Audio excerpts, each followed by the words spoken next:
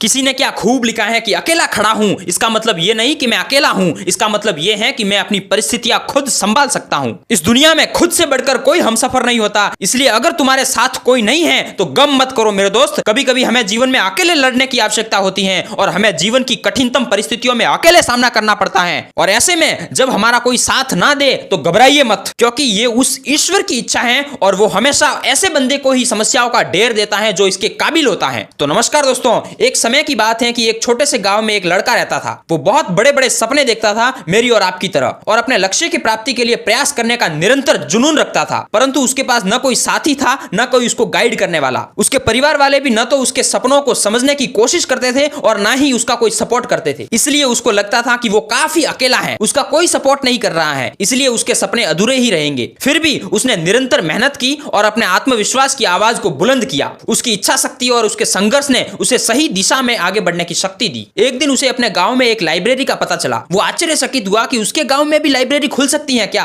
क्योंकि उसने सपने में भी नहीं सोचा था कि उसके गांव में कोई भी लाइब्रेरी खुल सकती है। धीरे धीरे उसने लाइब्रेरी के दरवाजे पर कदम रखना शुरू किया। वहां जाकर उसने देखा कि लोग पुस्तकों के बीच में खोए रहते हैं और वहां की शांतिपूर्णता और ज्ञान के वातावरण ने उसे काफी खुश किया। अपनी उत्कृष्टता को पहचानते हुए उसने निर्णय लिया कि वो अब लाइब्रेरी में ही अपना समय बिताएगा। धीरे धीरे वो उस लाइब्रेरी की विभिन्न किताबों को पढ़ने लगा और एक नई दुनिया की खोज में निकल पड़ा। दिन पर दिन बीत जाने के साथ साथ उसका ज्ञान बढ़ता गया और उसका रिलेशन अच्छे लेखकों और दर्शकों के साथ में बनता गया। इसी के साथ उसने लिखने का भी मन बना लिया। उसने कहीं लेख लिखे, कहीं कविताएं लिखी और कहीं कहानियां लिखी। इनमें से उसका एक लेख प्रकाशित हुआ और उसे अच्छा अवसर मिला अपने लिखने की स्किल्स को दुनिया के सामने प्रदर्शित करने का। अब धीरे धीरे उसके आर्टिकल्स अखबार में छपने लगे और एक बड़ा लेखक बन गया। वो लड़का जिसने कभी अकेलेपन को केवल रुकावट समझा था, अब उसी अकेलेपन के दम पर दुनिया के लिए एक उदाहरण बन गया। लोग उसे मान्यता देने लगे और वो आगे बढ़ता गया। सो दोस्तों, at the end moral of the story यही है कि अकेलापन कोई गलत बात नहीं है, बल्कि अकेलापन वो सुनहरा मौका है